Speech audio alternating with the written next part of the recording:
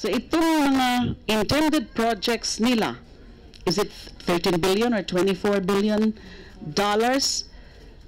So we expect this to be foreign funded by China, Chinese government, or any instrumentality or entity of the state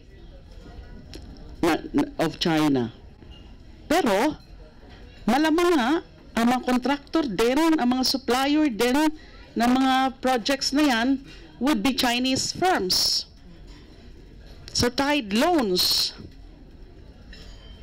And so kailangan i-scrutinize ho natin. So I join the call of Senator Ping Lacson na kailangan tingnan yan ng maigi.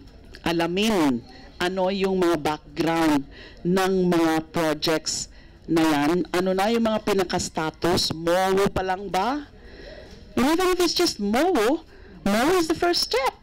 A memorandum of understanding is the first step towards the appropriate project or the execution of the appropriate contract, whether it's a supply contract, loan agreement, or both.